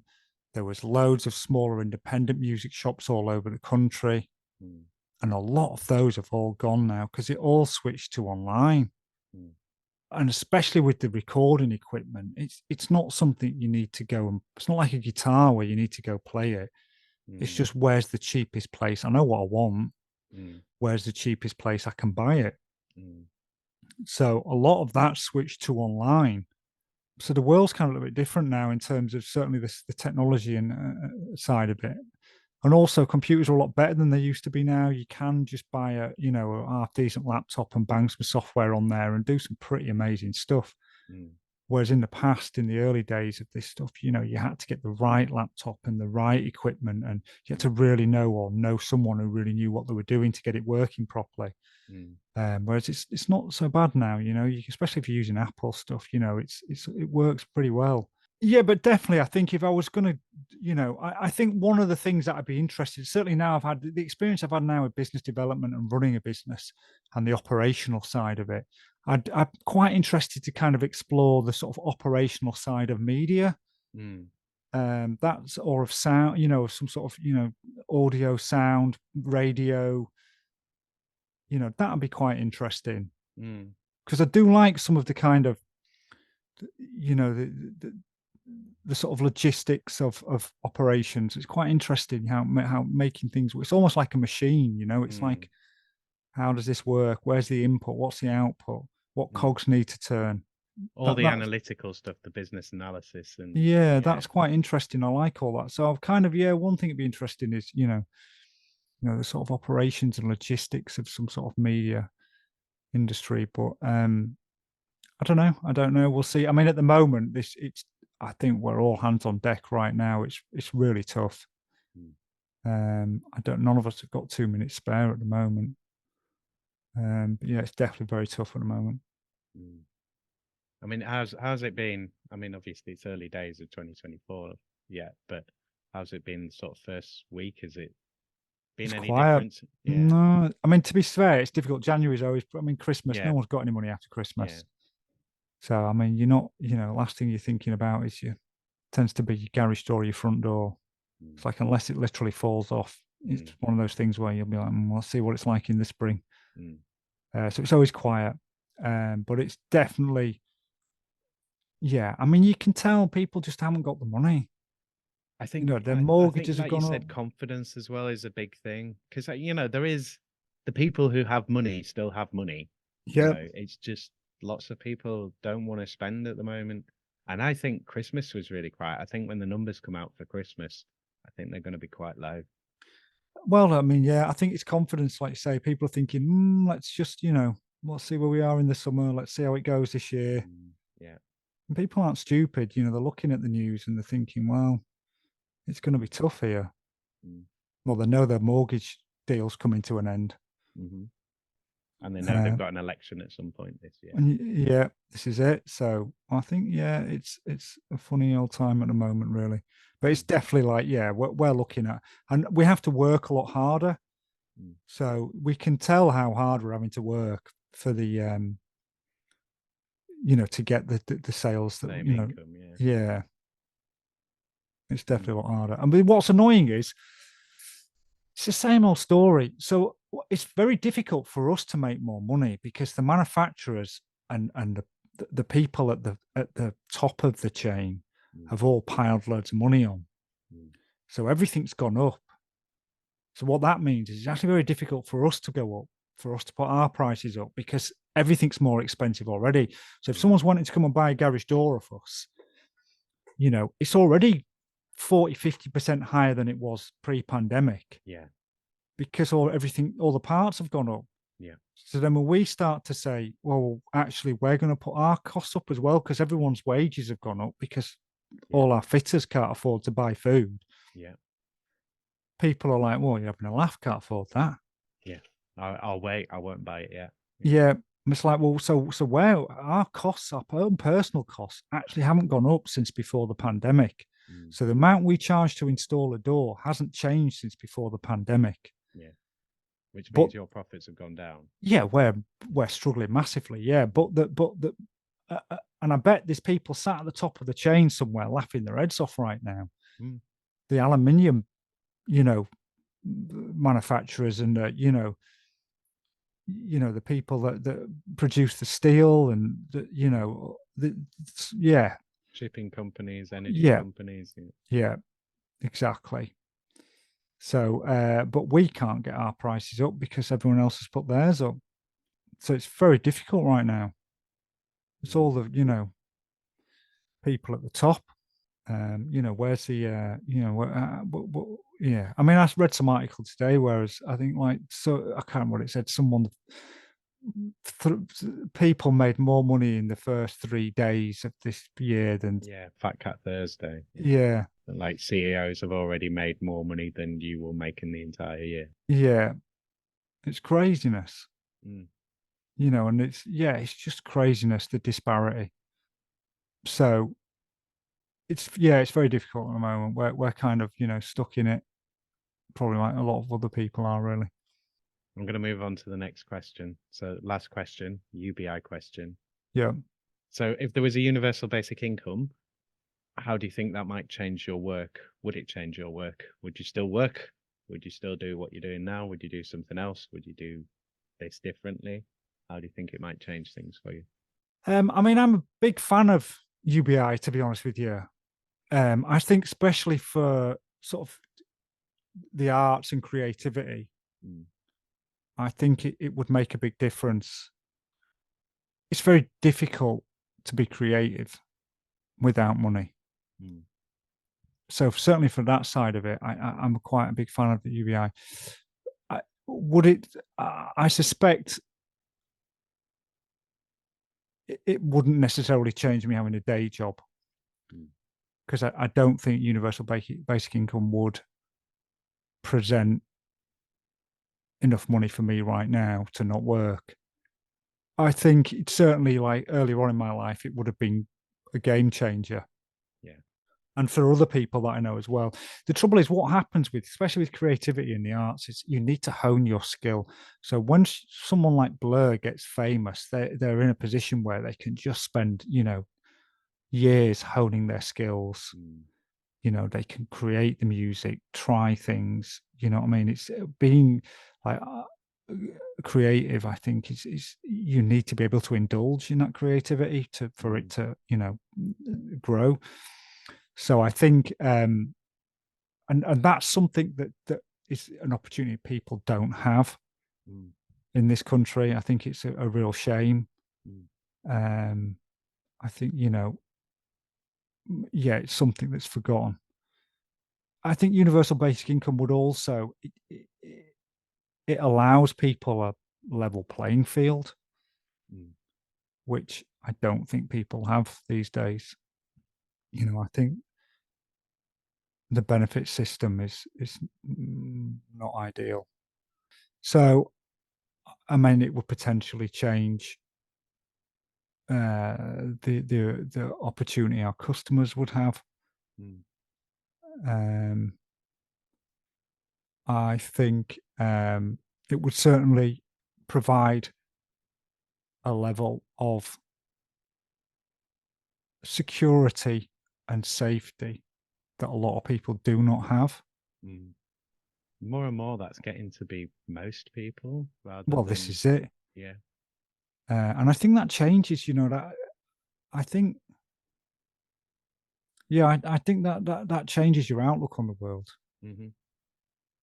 I think, that definitely the level of safety and security that you feel as an individual, definitely changes your outlook on the world. And it changes your opportunity. I think that's the thing. It's, I think poverty is not just a lack of wealth, it's a lack of opportunity. Mm. And Um, security and space to think and yeah. yeah. So yeah, I definitely, yeah, I think. universal basic income is something very, very interesting. I think it's yeah, it's something at the moment I would fully support. I don't have a lot of information on it, to be honest with you. I've not seen. I know there's been a few trials in this country, Hmm. but I don't know what the outcome of those have been. So I Um, think they're long-term trials. So be coming up to around a year now, though, I think. right. I don't Okay. know how long they were I need to look at it again. But yeah, I Yeah. know there was one in Jarrow, and I think the other one was East Finchley. Okay. I can't remember. And I think they were doing £1,600 a month Right. Okay. on that, which is life changing. You know, if you're on the lower end of the spectrum, and well, for most people, 1,600 quid a month is Yeah. going to pay some big bills off. Yeah. Yeah. But just not having that. Yeah. Fear. I think. Well, and also having some kind of inclusion. I mean, it's like as we've been cutting away the state and cutting away all these other sort of things, it's like, what is the country? How are you part of the country? In what way do you belong? Or do you know what I mean? I think a basic income is like we're all getting this, we're all Yeah. part of it. I think there's something shared in that. Some again, community, going back to you Yeah. value with community. I think there's value in that. Yeah. I do as well. Yeah. I think. Yeah. There's. Yeah.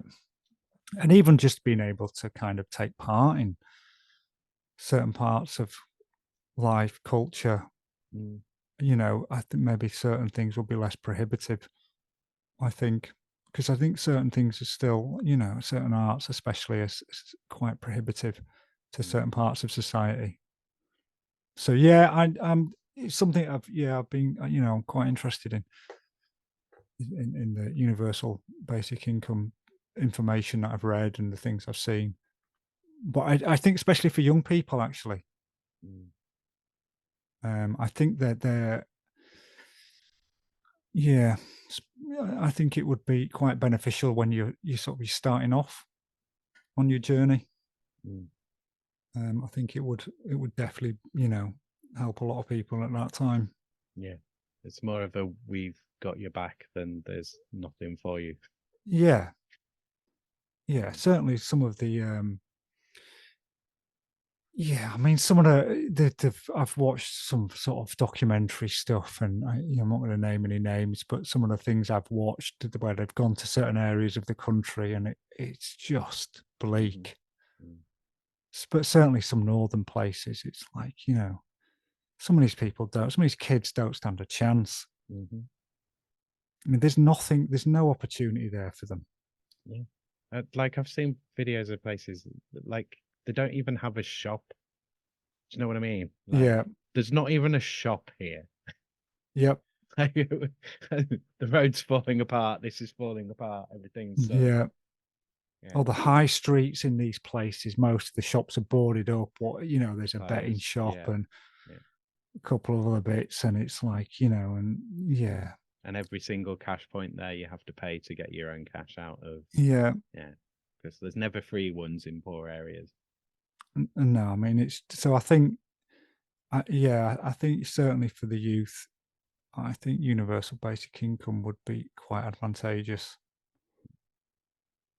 for sure. So that's the end of my questions. So um first of all, I'll do the socials and stuff. So where can people find Abi Doors? Where can they look for more?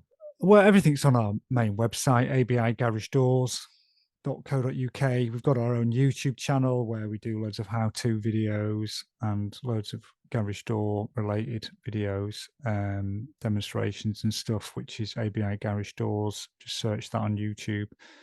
We've got Instagram, Facebook, again, ABI Garage Doors. But yeah, if you search us, we're there basically. Okay, excellent. And yes, so this is the point where I throw it over to you. If there's anything that you want to talk about that we've not touched on, or anything that you want to promote coming up in the year, or anything like that, anything you want to say, yeah, over to you. there's various promotions on throughout the year in terms of garage door deals and things like that, but nothing that's probably any major sales. I'm not sure. How have you found? So this, what podcast is this now? How many have you done? So I've published 105 now. So, and I was supposed to be doing 100 a year. That was the Okay. original plan, and it's taken me 3 years to do the first 100. So I'm hoping to do 100 in this year, like over 100 this year. So I'm wanting to record 3 times a week if I can. And But what's yeah, your experience of? Are you talking mainly to sort of leadership positions within no. So organizations? the point is, I mean, like I will talk to anyone, but the point was to have, because I'll listen to a lot of stuff and a lot of political stuff, and so many of the things that I've listened to or heard, it's always someone interviewing some expert, some academic, or someone who's written a book talking about other people. And I'm like, where is, whenever you see real people on news or current affairs, it's like always Fox Pops, or it's always condensed down. It's like, I want to listen to real people, like people that I speak to every day, in pubs and bars and shops in the street, whatever. I want to talk to real people about what they're doing. And I want them to have a space to sort of a long form space, not like you get a sound bite, but somewhere that you have to kind of, there's a whole conversation. People have to sort of sit down, listen to it, pay some concentration to it, make some effort with it. And also to give people the space to just talk. And I think it's a really good way of sort of networking in the city and kind of getting to know Mm. people and getting myself known as well, I guess. And have you found any sort of themes? Is there anything that's stuck out to you in terms of themes or? Yeah, so the questions themselves, they kind of came about when I first started. It was really just a chat. It was very loose. That first question, what did you want to be when you grow up? That's always been here. That was one of the first things we did on the first interview. But I think that gives you a nice framing for, like your aspirations and the ideas of what you thought work would be, and then the reality of being in work. Um, but yeah, like I wanted to do film before I did theatre stuff, the odd like low budget, no budget film shoot. Um, and then when I came back to Leeds about 2015. So it took a couple of years, and then I was like, oh, podcasts. I could do a podcast. That's pretty easy. You don't need loads of people for that. Um, and then this idea sort of came to me. It was based on a book by an American journalist who was just doing a whole host of interviews of various people doing various jobs. I was like, I could do that. And because my background's with the TUC, unions, learning, all that kind of stuff. And because I've done loads of different jobs as well, I've done, like nearly 30 odd roles, if not more. I was like, I think I've got an interesting angle on work. And also, I want to know, I expected everybody to hate their work and their job. But yeah, everyone I've spoke to, most people are kind of like, no, I like it. It's good. Enjoy doing work. And is there anything that surprised you? That was a big one. Everyone kind of enjoying the work.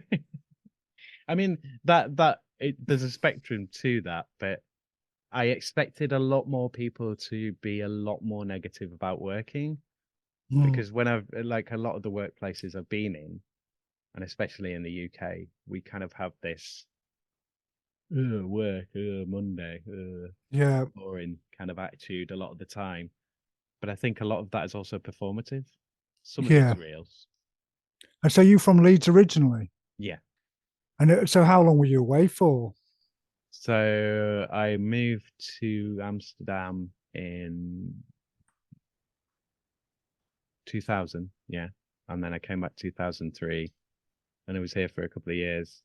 Then I did the working visa to Australia. I was away for a couple of years again, and then came back and was in London for about 10 years. So yeah, came back up here 2015. And did you find Leeds had changed in that time? Oh yeah. I mean, you do just coming back, don't you? I mean, you must have noticed every time you came to Leeds, like Yeah, one building's gone down, another one's gone up. yeah, for sure. Yeah, yeah. Uh, No, I think it's not as much as like, I got a lot of family in Liverpool, and I think, and I've got friends in Newcastle, and maybe it's just because I've not gone there as often and not lived there in the same way. But Liverpool and Newcastle seem to change a lot, hmm. whereas Leeds didn't seem to change as much. Do you mean socially or do you mean physically? Like More the buildings, physically, right? Yeah. like, why? Yeah, Liverpool seems to like be very different, and certainly now, to when I used to go a lot when I was younger, Mm, even in my teens, to see family there, and it just feels like the city centre's changed a lot. mm, Newcastle the same, they've done, there's been quite a lot of Newcastle's down by the river and places like that. It seems to be. mm. Whereas Leeds, I don't, the city centre's definitely changed, but it doesn't seem to be like loads wealthier than it used to be. Mm, Maybe I'm wrong in that. I know what you mean. I mean, I would say there was probably more significant visible change in the city, through the 90s. Of like, if you compare what Leeds was like in the 80s Yeah, to for sure. Yeah, the yeah, 90s and the back end of the 90s, yeah, and I think those changes were so kind of big and drastic in a lot of the buildings, like all the calls and the river developments, all that kind of stuff, and then the sort of bars around the yeah. foreign exchange and stuff. All of that happened Yeah, so that happened late before I went 80s, away. Yeah, yeah, yeah, yeah, yeah, definitely. And then, yeah, since kind of, yeah, going to London and what have you, and then coming back, yeah, it doesn't seem to have. Maybe I just haven't noticed it as much because I've been here more. But yeah, and I don't think there's been a big kind of cultural change that much in Leeds. Like, I feel like it used to be much more.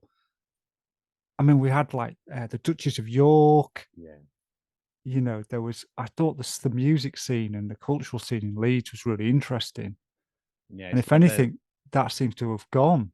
well, yeah, it's like the arena turned up like 30 years too late. Yeah, It's like where was this? You yeah, know? Yeah. yeah, yeah. I think there was a lot more going on in terms of kind of, yeah, organic sort of music scene, and it seemed, yeah, maybe it's because I was younger and I was into all that stuff and living it, but it definitely doesn't, like, it seems like that Manchester's still got it going on, Yeah. and even Sheffield to a certain extent. There seems to be quite a lot of interesting stuff going on in Sheffield. Like, there's a lot of smaller independent venues and things happening there. But I think Sheffield's an interesting place because they were just flat. Once Meadowhall opened, Mm, it was just decimated, and with the steel industry as well. mm. So I think they've had to kind of forge their identity a bit more.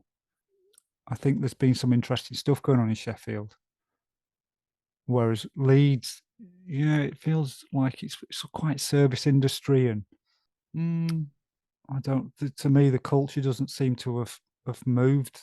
I mean, it's there obviously because I mean we've got a massive university, so Mm, and there is a lot of stuff, but there's a lot of obviously the pandemic and various changes to planning and attitudes to open venues and all of that, and Brexit being a big thing for performers, whether they're getting stuff or whether they're touring stuff.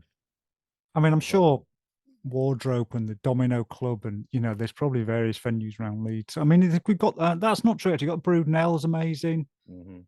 and the Hyde Park Book Club, and there's stuff going on there, and there definitely is Belgrave's a stuff good going on. venue, and Belgrave, yeah, yeah. If anything, actually, it seems to be getting better over the last few years in terms of that. But mm, I kind of felt when I came. I mean, I came back to Leeds in 2003, and then I'd say it felt a bit flat for a while. Didn't seem like there was that much changing in terms of the kind of music scene, the cultural scene. But then Um, the changes happened in a different place. Like when you say, starting off working in the music shops and so on, like that was the place to be. Those people will be meeting online now. They'll be meeting on a website or in a group mm, or in a chat or yeah, for sure. So yeah, it's interesting. I think cities are interesting things. I've got a friend who, like, he's a big believer in places. So he mm, hated Leeds.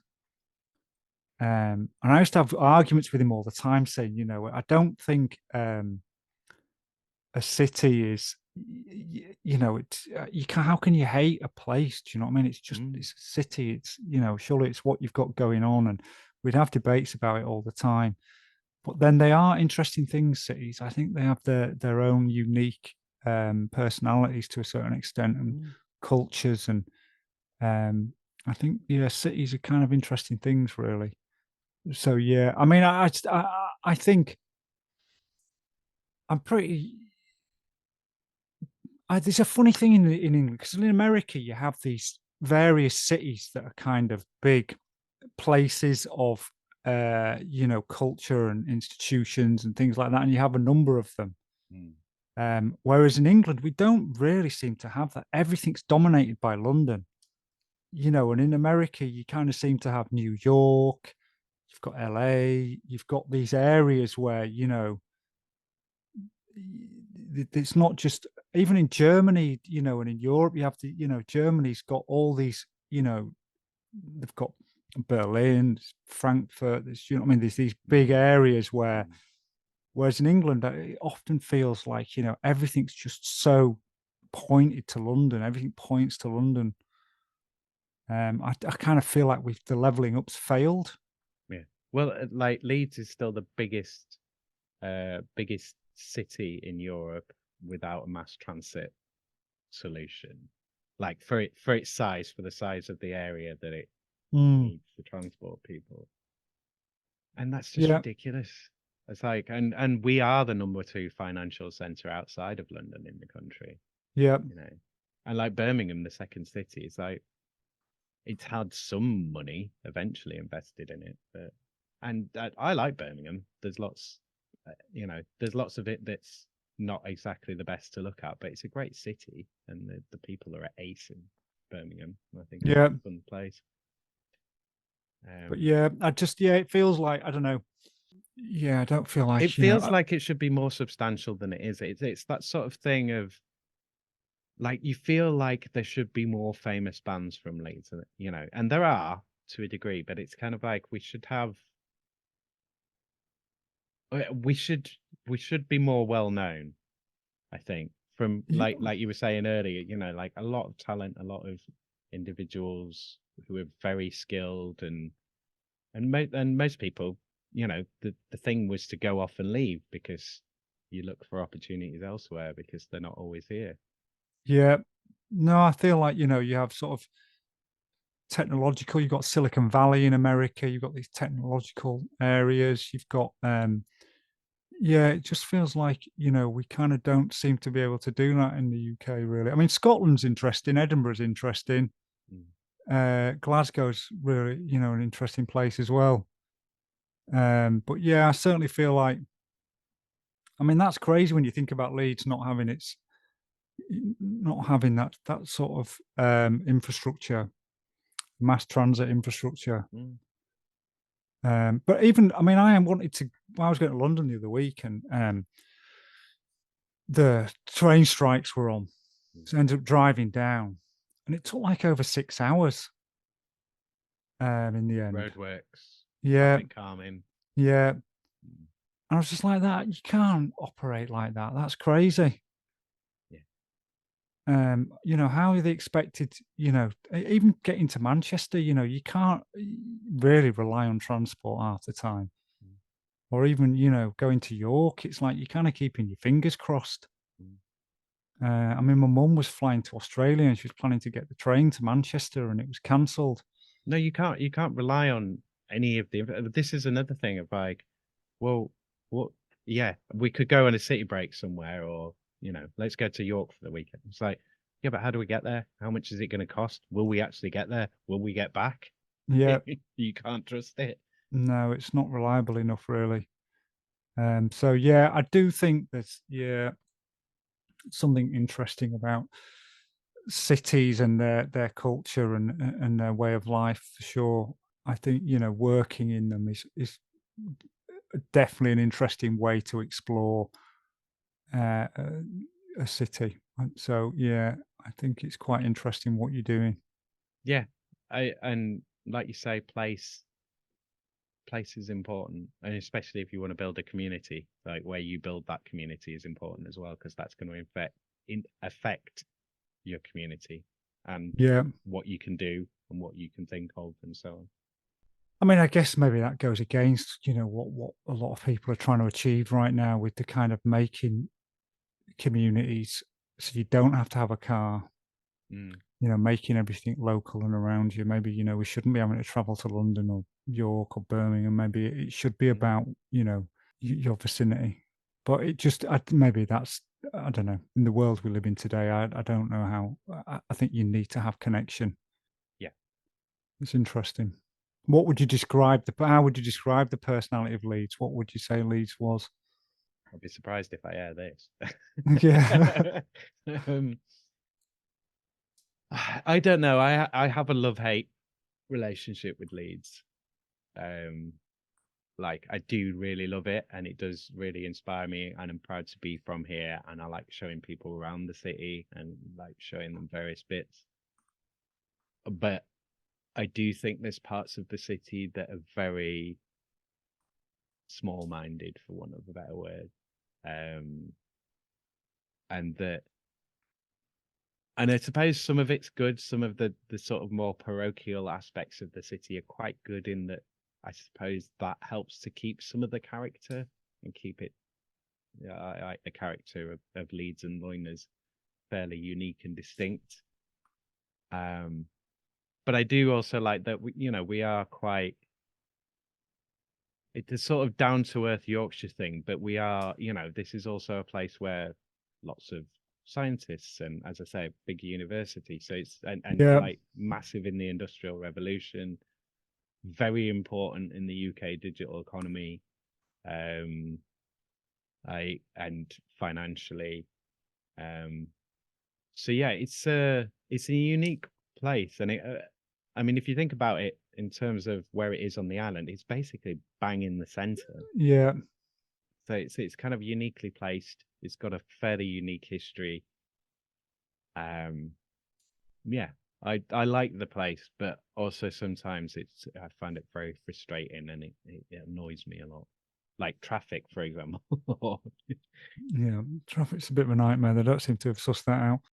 Yeah, it's interesting. I think Sheffield's got it's more artisan, down to earth. There's some cool stuff in Sheffield. There's like artisan bakeries and independent places, and there's some interesting stuff in Sheffield that Leeds doesn't seem to have. I think you're not looking. I think if you scratch a bit more, you'll find stuff.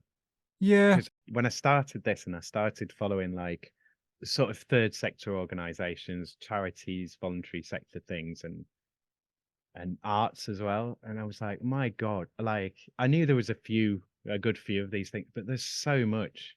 And like mm, artists, I one thing from doing this, um, I've interviewed, I think I'm on four now, four authors for this. Like I didn't know there were that many writers in these.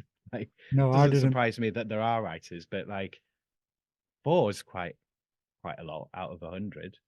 Um, yeah, it's and it's yeah, like I say, it's one of those things that you start scratching the surface and sort of there's all sorts to discover. But that's another part of the project as well. It's the sort of you know that the way they teach history in schools is to go and get you to read about some kings and queens again in London. And it's like just take them outside, like this street. When was this street built? How long ago? Who was involved? Like the history just explodes out of it, especially in a city like Leeds where there is so much history in the city. Yeah, Yeah, yeah. I I mean, mean, the like, first go on, moving sorry. pictures were filmed on Leeds Bridge. Exactly. Yeah, Louis Le Prince. Yeah, And then the engine, like the first big steam engine, locomotive engine, was built up here, and the engineering Yeah. and loads of the cloth works and Yeah. Yeah. yeah. Yeah. Maybe. Yeah. I'm not looking hard enough. I And would you've agree got on that. and all the retail stuff. You've got Marks and Spencer's starting here, Burton's Yeah. starting here. There's another couple as well, but like big retailers starting here, all coming out of textiles.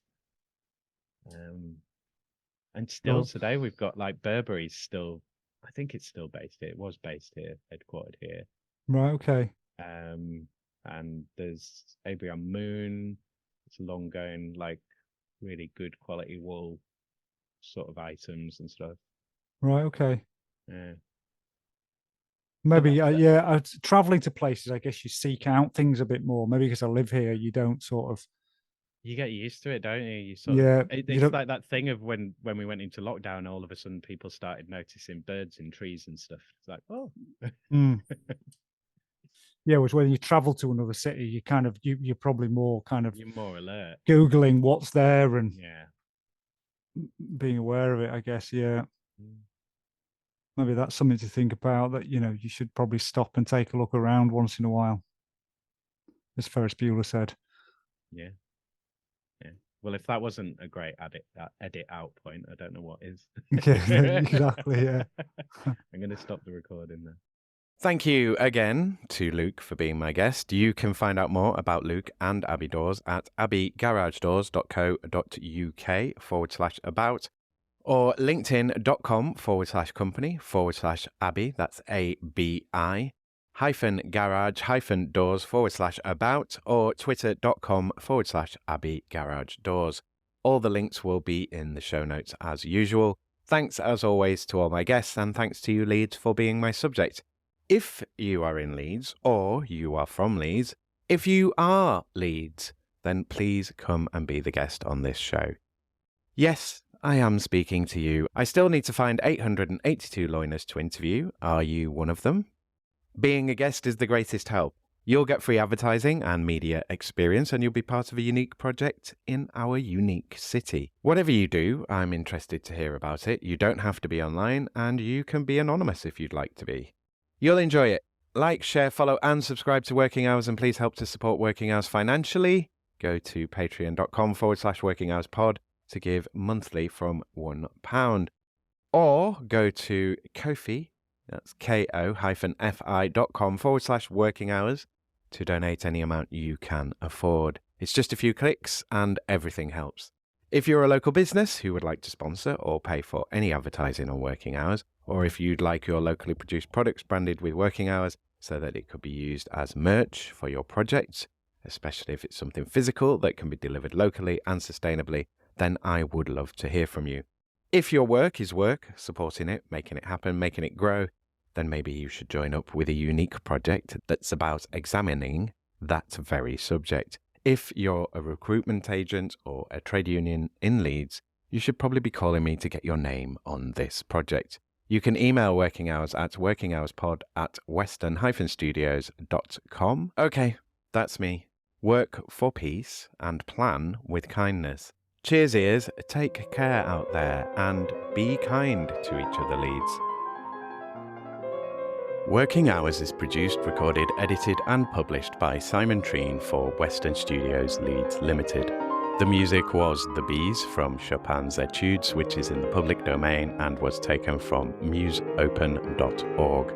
Follow Western Studios Leeds on Facebook at facebook.com/western_studios_Leeds and on LinkedIn, linkedin.com/company/western-studios. Western Studios Leeds will help you realise your podcast for only £25 for an hour of podcast work. Need podcast production, recording, editing, or any podcast admin doing? Need it all doing? Do you want or need a podcast host or co-host for your podcast project? Then get in touch with Western Studios Leeds Limited. Email makemypodcast@western-studios.com to get your podcast made. I am available to third sector organisations, small to medium-sized businesses, and individuals who want to make podcasts or create other digital audio content. Want to make some fundraising case studies? Want to show off your expertise in your field? Want some help creating your show and format, or just some support learning to podcast and getting going? Whatever your podcast needs, get in touch with Western Studios Leeds. Go to western-studios.com and use the contact page to drop me a message about either working hours or about your own podcast project.